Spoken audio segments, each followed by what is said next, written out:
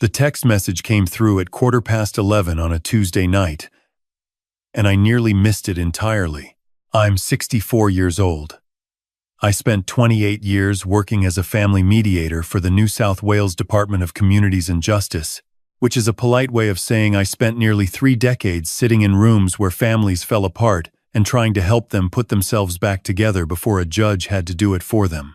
After all that time, my phone going off late at night still makes something in my chest tighten. Old habit. Occupational scar tissue. Nothing that arrives after 10 o'clock ever arrives with good news attached to it. But this wasn't a call. It was a message. From my granddaughter, Lily. "Grandpa, are you awake?" 3 words. No punctuation. The kind of message a child sends when they're trying very hard not to seem like they're asking for help while desperately asking for help. I was awake. I'd been sitting in the front room of my house in Penrith with a cup of tea going cold on the side table, half watching a documentary about migratory birds that I wasn't really watching at all. My wife Margaret passed 4 years ago, and the house still feels too large in the evenings, the way a coat feels too big when you've lost weight. I picked up the phone immediately. "I'm here, sweetheart." "What's going on?" The reply took a minute and a half. I watched the 3 dots appear and disappear twice before the message came through. They went to Queensland. All of them. They didn't take me. I sat very still for a moment. Lily is 9 years old. She is my son, Daniel's adopted daughter. The child he and his wife Renee brought home from foster care when Lily was 4 and their biological son Cooper was 6. She has dark eyes that notice everything, and a laugh that sounds like it belongs to someone twice her age, and a way of tilting her head when she's thinking that reminds me so much of Margaret that it sometimes stops me cold. "Who went to Queensland?" I typed, even though I already knew. "Dad and Mum and Cooper. It's Cooper's school holidays reward trip. Dad said it's just for Cooper because he got all A's. But I got all A's too." I put the phone down on the cushion beside me and pressed both hands flat against my knees and breathed for a moment the way Margaret always told me to breathe when I was getting ready to say something I couldn't take back. Then I picked the phone back up. "Are you home alone right now? Mrs. Abernethy next door knows I'm here." Mum left her number. "Is Mrs. Abernethy with you?" "No, she's just next door. She checked on me before dinner." So my son and his wife had left a 9-year-old child alone in a house in Blacktown and gone to Queensland for a school holidays trip, with a retired neighbor on standby the way you'd leave the spare key under the mat for a tradesman. I reached up and turned off the television. The room went quiet, except for the hum of the refrigerator from the kitchen. "Lily, I'm going to call you right now."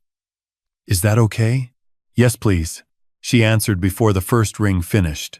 And what I heard on the other end of that line was a child doing the same thing Lily always did when she was upset. The thing I'd noticed since she was very small, which was trying extremely hard not to cry. Lily didn't like people to see her cry. I'd asked her about it once, gently, and she'd said that when she cried at home, Cooper would call her dramatic. And eventually, the adults had started using that word too. "Hey, Grandpa," she said, voice carefully steady. "Hey, lovely." I kept my voice the same way I used to keep it in mediation sessions. Warm, unhurried, no alarm in it, even when every instinct was firing at once. "Tell me what happened," she told me. They'd left that morning. Cooper had received his end-of-term report 3 weeks ago, straight A's across the board, and Daniel and Renee had announced a surprise trip to the Whitsundays as a reward. 5 nights at a resort on Hamilton Island. Water park. Snorkeling. The works. "But I got straight A's too," Lily said again. And there was something in the way she said it that broke my heart clean in two, because she said it quietly, carefully. The way you state a fact that you already suspect isn't going to change anything. I showed Dad my report card the same day. He said well done and gave me a hug. Then he told Cooper about the trip. "Did you say anything to him about it?" Pause. I asked if I was coming too. Another pause. He said the trip was specifically for Cooper. that Cooper had been working really hard and deserved something special. She stopped. Then, very quietly, "He didn't say I hadn't worked hard." I didn't say anything for a moment. 28 years of sitting with families in pain had taught me that sometimes silence was the most useful thing you could offer. "And Mum?" I asked eventually. She said it's important to celebrate each child individually. Lily's voice had gone very flat. The way voices go when a child has been given an adult explanation that didn't actually answer the question and they know it. She said they'd do something special, for me too, but she didn't say when. Celebrate each child individually. In 28 years of family mediation, I had heard every possible version of a well-constructed justification for inequitable treatment. I'd heard them from parents who genuinely believed them and from parents who'd workshopped them specifically because they needed to be able to say something. What I had never once heard, in all that time, was a 9-year-old child sitting alone in a house at 11 o'clock at night while her family was at a resort in the Whitsundays feeling celebrated. "Lily," I said, "you didn't do anything wrong. I want you to hear that very clearly." Silence. Then why didn't they take me? I'm going to be honest with you. I have delivered news to parents that changed the entire shape of their lives. I have sat across tables from mothers and fathers and told them things that no parent wants to hear, and I have done it steadily and professionally because that was what those families needed from me. I sat in my front room in Penrith with a cold cup of tea and had to press my thumbnail hard against the side of my finger to keep my voice from doing something unhelpful. "I don't know the full answer to that yet," I said, "but I'm going to find out. And right now, I want you to do something for me." "What?" "Go get a glass of water and your warmest blanket and put something comfortable on the television, because I'm going to drive to you tonight." The silence that followed was different from the other silences. Softer. "You don't have to do that, Grandpa. I know I don't have to. I want to." Another silence. Then, "It's really far. It's 45 minutes. And I wasn't sleeping anyway. I could hear her exhale. This long, slow breath, like she'd been holding something heavy for hours, and someone had finally offered to take it for a moment. "Okay," she said, very small, very relieved. I was in the car in 12 minutes. The drive from Penrith to Blacktown late on a Tuesday night is exactly as uneventful as it sounds. I'd done it dozens of times. Daniel and Renee had lived in the same house on Murrumbidgee Crescent for 6 years. A solid brick veneer in a quiet street, where every front lawn was well maintained and every wheelie bin was put out on time. And everything looked, from the outside, entirely fine. Lily must have been watching from the front window because the porch light came on before I'd even pulled into the driveway. She was in her pajamas, blue flannel ones with small yellow stars. Her hair needed brushing. Her eyes, when she opened the front door, were not swollen the way they would have been if she'd been crying openly, which told me she'd been doing the careful kind, the controlled kind, the kind that leaves no evidence. She was 9 years old and she had already learned to hide how much things hurt. She didn't say anything when she saw me. She just stepped forward and put her arms around my middle and held on. We stood there on the front porch for a while. The street was quiet. A cat crossed under the streetlight 2 houses down. I held my granddaughter and felt her breathing slow from the tight, careful rhythm it had been into something easier. And I thought about the 28 years I'd spent trying to help families see what was right in front of them before it became something irreparable. "Have you eaten?" I said into the top of her head. "Yeah. Mum left pasta in the fridge." "Good. Let's go inside. You can show me where everything is, and I'll make us some tea." "You make terrible tea," she said, still not letting go. "I make spectacular tea, and I won't hear otherwise." She almost laughed. Almost. The house told me things before Lily said another word. I'd been inside it plenty of times, but I walked through it differently that night. The way you look at a familiar place when you're suddenly looking with a specific purpose. The hallway from the front door to the kitchen had a display shelf running along one wall, the kind of floating shelves that are very popular right now, with framed photos and small decorative objects arranged on them. I walked slowly, Cooper's first day of school photo in a double frame with his most recent school photo. Cooper in his football uniform, muddy and grinning. A family photo at what looked like a birthday party, balloons in the background, Cooper front and center with a birthday sash. Cooper's merit certificate from school, actually framed and mounted, a painting, the kind primary school children do in art class, with a small typed label at the bottom that said, Cooper, age 7. I counted the photos. I always count things. Old professional habit. 14 items on that shelf. Lily appeared in 3 of them. In one, she was standing slightly behind and to the side of the main group in what looked like a Christmas photo. In another, she was at a distance in what appeared to be a park, half turned away from the camera. In the third, a family portrait. She was included, but she was at the edge of the frame.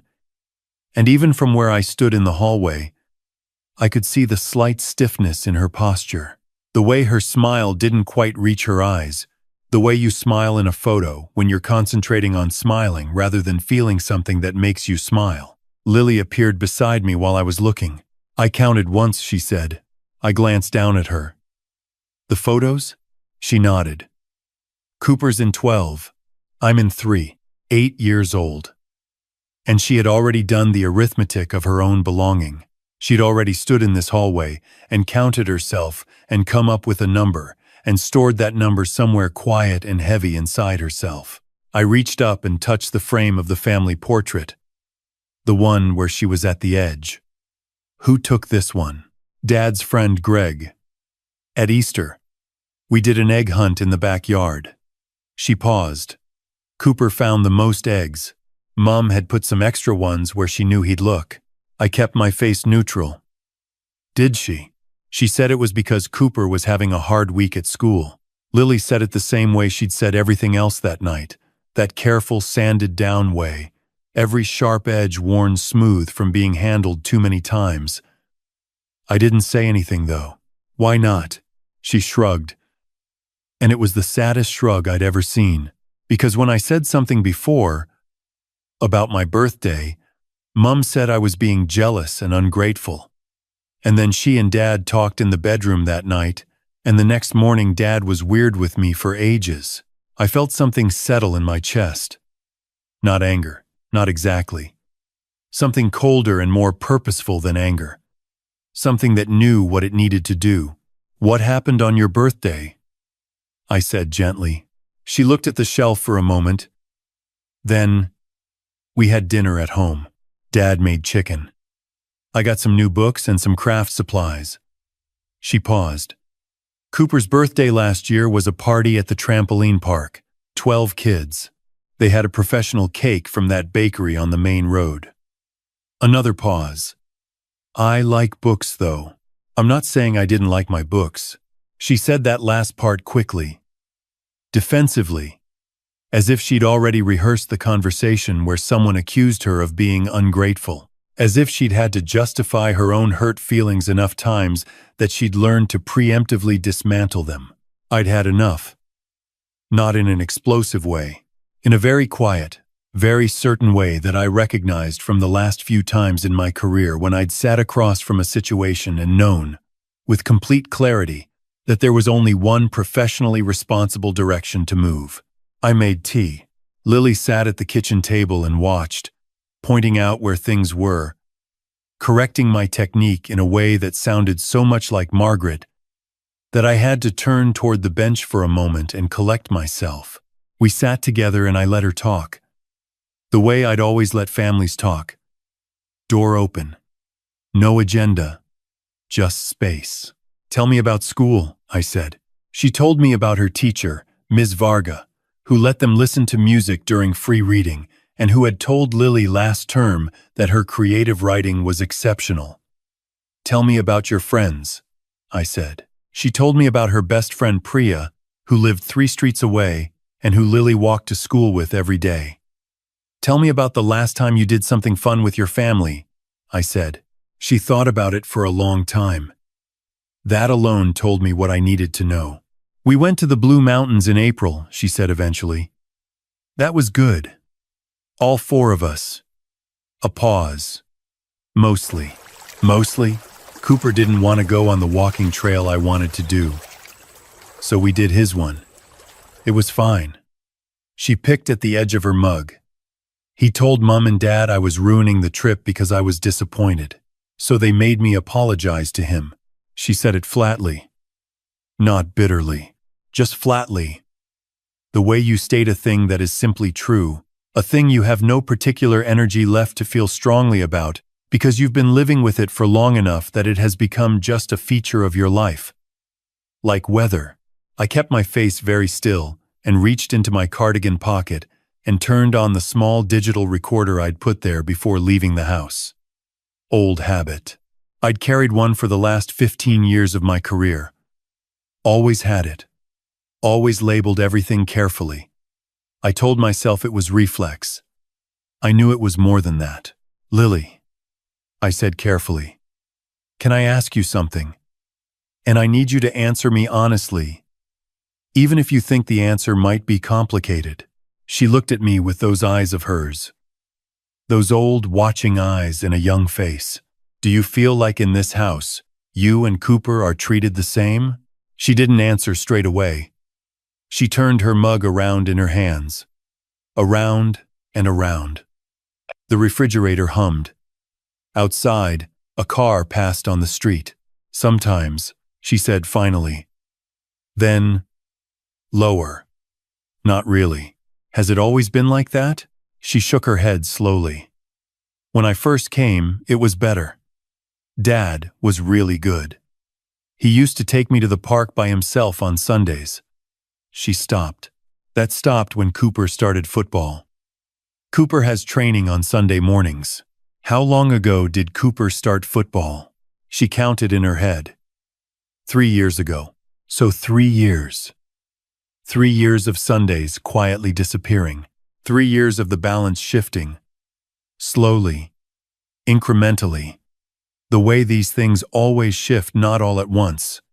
Not with any single dramatic decision, but in 100 small choices that accumulate into a pattern that a 9-year-old can feel every day of her life, even if she can't fully articulate it. "Lily," I said, "you are not imagining it, and you're not wrong to notice it." She looked at me. Her chin did something small and complicated. She stopped it. "Okay," she said quietly. "Okay," I said back. I put her to bed in her own room just after midnight. She fell asleep quickly. The way children fall asleep after they've been carrying something alone for too long and have finally been allowed to set it down. I sat in the kitchen with my recorder and my notebook. And I worked. I documented the photos on the hallway shelf. I went through the house carefully and quietly, the way I used to walk through case files, not looking for drama, but for pattern. Pattern is what matters. Anyone can have a bad day, a thoughtless moment, an oversight. What you can't explain away is pattern. I found Cooper's bedroom first. It was large, painted in the colors he'd apparently chosen himself. Posters on the wall, a gaming setup in the corner with a decent monitor and a controller stand. Neat enough, well furnished. The room of a child who was considered when decisions about the house were made. Lily's room was smaller. It was tidy, very tidy. The tidiness of a child who'd learned that taking up too much space was risky. Her bookshelf was full, which was good. The books were clearly loved and read, but the room was also visibly less considered than Cooper's. The curtains didn't match the bedspread. There was a small crack in the ceiling plaster that had been painted over, but not repaired. A hook on the back of the door was missing a screw and hung at a slight angle. Small things. Individually, nothing. Collectively, a story. I went back to the kitchen, and I opened my notebook, and I wrote for 40 minutes. Dates. Observations. Lily's direct statements, and the context in which she'd made them. The birthday discrepancy. The Sunday park walks that had stopped. The camping trip that Lily had not been taken on 6 months ago, which she'd mentioned briefly, and then moved on from, the way you move on from things you've accepted. The school concert last November, where, according to what Lily told me, both Daniel and Renee had left after Cooper's item and before Lily's, because Cooper had an early morning the next day. I pressed the recorder. Thursday, approximately 1:10 a.m. Subject: preliminary documentation, Murrumbidgee Crescent residence, Blacktown, New South Wales. Child Lily, age 9.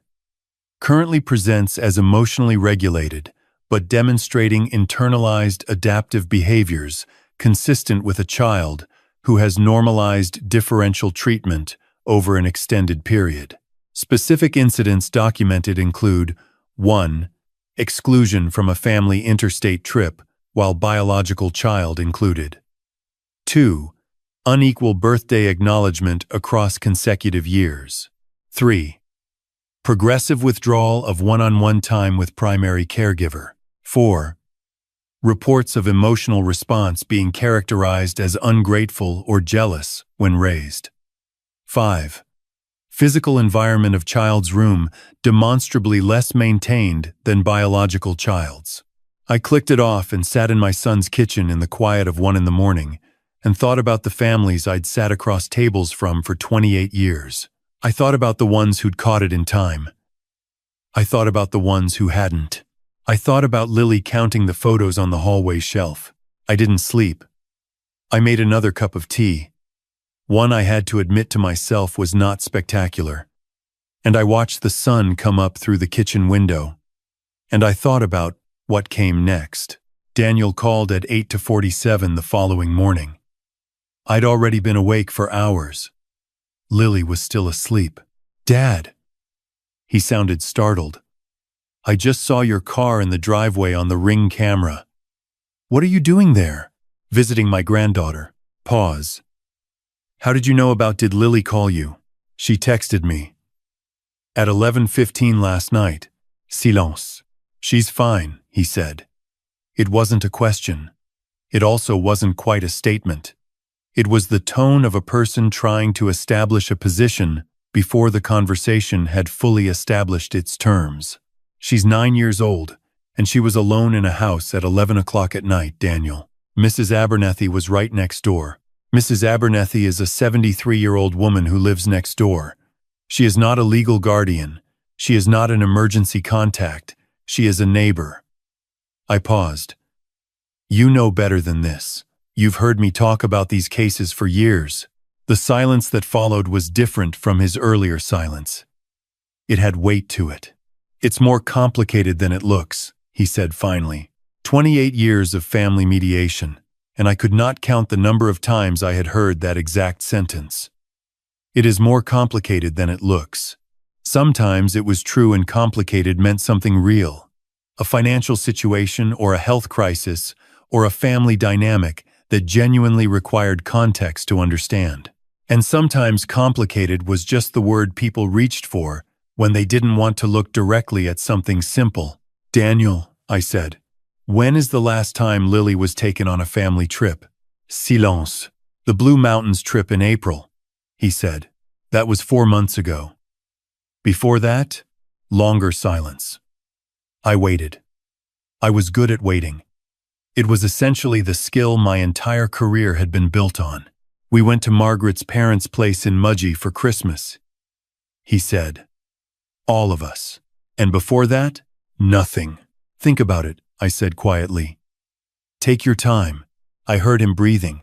I heard background noise behind him that suggested a resort, the kind of ambient cheerfulness that branded itself onto everything around it. My son was calling me from a 5-star hotel in the Whitsundays to explain why his 9-year-old daughter wasn't there with him. There was the camping trip, he said slowly. In March.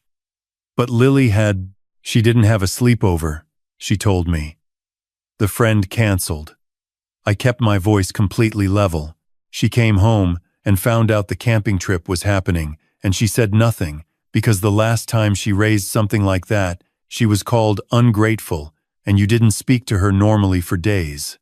The silence this time had a different quality. The quality of a person who has just seen something they'd been carefully not looking at. I didn't know she felt. Her birthday, I said gently but without softening it. In June, you had dinner at home and she got books and craft supplies. Cooper's birthday in October was the trampoline party with 12 kids and the professional cake. A pause. I'm not saying you're a bad person. I'm asking you to look at the list. What do you see? A very long silence. The longest of the conversation. When Daniel finally spoke, his voice was different. Quieter. Something undefended in it. I don't know how it got this way, he said. And there it was. The same sentence.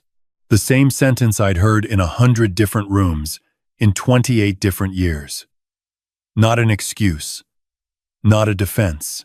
Just a man looking at the accumulation of his own choices and finding that he couldn't fully account for how they'd added up to this. I think you do know, I said, carefully and without cruelty. I think somewhere along the way, Renee found it easier to invest in Cooper, and I think you found it easier not to name that pattern when it was still small. And I think Lily found it easier to stop asking for things than to keep being told she was wrong to ask. Silence. We're coming home on Sunday, he said. I know. And when you do, we're going to sit down, all of us, and we're going to have a real conversation. Not a defensive one. Not a blame one. A real one. The kind your daughter deserves to be at the center of. I paused. And Daniel. In the meantime, I'm staying here.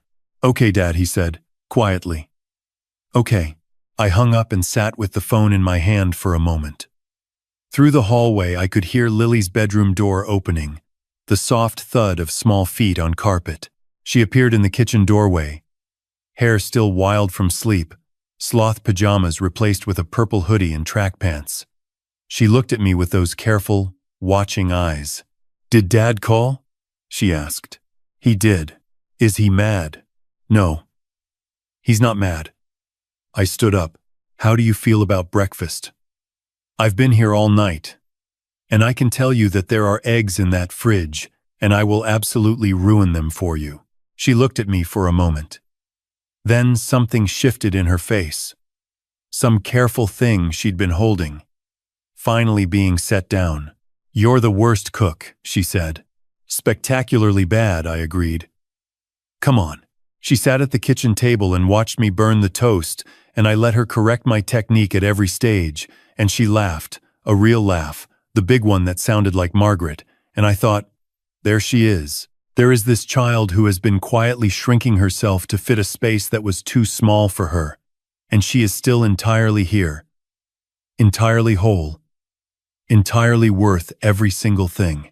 Later that morning, I drove her to Priya's house 3 streets away, because Priya's mother, a warm Punjabi woman named Sunita who had met Lily at the school gate and immediately understood her, had texted to ask if Lily wanted to come for Saturday pancakes. I watched the two of them disappear into the house together. Lily already talking, already animated, already the version of herself that existed when she wasn't monitoring her own volume. I drove back to the house, and I called my old colleague Ruth Hadley, who had spent 30 years as a family law specialist and had retired 18 months before I did, and who had very firm opinions about what responsible adults did when they found themselves in situations like this one. Tell me everything, Ruth said, which is what Ruth always said. I told her everything. Right, she said when I finished. You know what this is. I know what this is, and you know what you need to do. I'm already documenting. Good. A pause. Stephen. This is the one that matters. The ones that come after you. Stop working. Those are the ones that matter. I knew that. I'd known it since the moment I'd read. Grandpa. Are you awake in the dark of my front room with a cold cup of tea on the side table? Daniel and Renee arrived back on Sunday afternoon. I heard the car in the driveway, while Lily and I were at the kitchen table doing a jigsaw puzzle together, one of those 1,000-piece ones that we'd bought at the shops on Friday, and which we'd made a genuinely embarrassing amount of progress on. She'd gotten good at finding corner pieces. I'd gotten good at pretending I wasn't letting her find them. The front door opened. Renee came in first, carrying 2 bags, looking tanned and unreadied for what was about to happen. Daniel came in behind her. He saw me at the kitchen table and something moved across his face, something that was equal parts guilt and relief, the expression of a person who has spent several days knowing a conversation is waiting for them and is now standing at the beginning of it. Lily, Renee started, setting the bags down. Hey, sweetheart. Lily looked up from the puzzle. She didn't say anything immediately. She found her piece, placed it, then looked up. Hi, Mum, she said. Perfectly polite, perfectly careful. Renee glanced at me. Stephen. We should talk. We should, I agreed. Lily, would you go to your room for a bit? Take your iPad. She went. She trusted me. That trust was the weight I was going to carry very carefully for however long it needed to be carried. We sat in the living room, the 3 of us. I had my notebook on my knee. I had my recorder in my cardigan pocket. I had 28 years of professional clarity about what happened to children who were allowed to feel like the footnote in their own families. I didn't raise my voice. I didn't need to. I went through it methodically. The dates, the trips, the birthdays, the Sunday mornings that had stopped, the school concert, the hiking trail, the Christmas photo, the hallway shelf, Lily's room versus Cooper's room, the word ungrateful, applied to a child who was asking for nothing more than to be included. Renee started to cry before I got through half of it. I handed her a tissue because that was the appropriate thing to do. And I continued. Daniel sat very still. He didn't interrupt. When I finished, he sat in silence for a long time. I knew something was off, he said eventually. I think I knew for a while. I just didn't. I didn't want to make it a whole thing. It became a whole thing anyway, I said. The difference is that Lily is the one who's been living with it. Renee wiped her eyes. I never meant to make her feel. Intentions matter, I said, as gently as I could. And so do patterns. Those are 2 separate conversations. We need to have both of them. I looked at her steadily. I've worked with families for a very long time, and what I can tell you, from 28 years of watching what happens to children who are treated as secondary, is that the damage doesn't wait for you to be ready to address it. It accumulates. And children who learn to hide their hurt and shrink themselves and preemptively dismantle their own feelings because they've been told those feelings are inconvenient, those children carry that into everything. Every relationship they'll ever have. Silence. So here's what's going to happen, I said. Not as a threat, not as a legal action at this point. As Lily's grandfather who loves her and loves you both, and is telling you clearly that this needs to change completely. Starting now, I looked at them both. Family counseling. A proper family therapist. Not a weekend course. A real ongoing engagement. Individual sessions for Lily with someone who specializes in children in blended and adoptive family contexts. And a genuine, consistent, structural change to how decisions are made in this house trips, birthdays, school events, daily life. Not Lily getting the same as Cooper. Lily and Cooper both being considered equally from the ground up. Daniel nodded. He was looking at the floor. Yeah, he said. Yeah, Dad. And I will be here, I said. Not to watch over you like I'm waiting for you to get it wrong, but because Lily needs to know that there is someone in her life who is not going to stop choosing her. Who will keep showing up, who she can call at 11 o'clock at night, and know that the answer is always, yes, I'm coming. Renee started crying again. "We love her," she said. "We do love her." "I know you do," I said. "Love isn't the question. Love and attention and consistency and equity, those aren't the same thing. And Lily needs all of them." We found a family therapist the following week. Her name was Dr. Annette Calloway, and she came recommended by Ruth and had 20 years of experience, specifically in adoptive family dynamics. She was exactly the kind of person who could hold a room. Lily liked her immediately, which I had learned over decades to take as a reliable indicator. The changes at home were not instant. They weren't supposed to be. What they were was real. Daniel started taking Lily to the Sunday morning market on his own. Just the two of them. A small thing that became a standing arrangement that Lily mentioned every time I talked to her. Renee sat down with Lily and asked her what she wanted for her birthday, and actually listened to the answer. The hallway shelf was quietly rearranged over the course of a few weeks. I noticed it on my first visit after, without saying anything. 3 months later, I was sitting at the kitchen table with Lily, the same table where we'd sat at midnight with our terrible tea, and she was telling me about the drama production at school. She had the lead. She'd been cast, she said, with a precision that told me exactly how important it was to her, because Ms. Varga had said she had a natural presence and an instinct for emotional truth.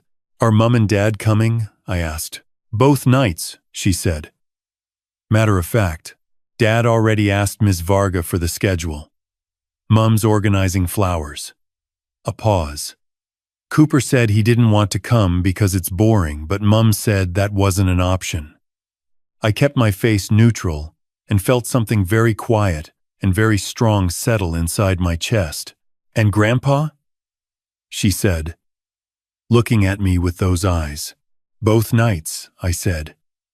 "And I'll be the loudest one in the room." She grinned.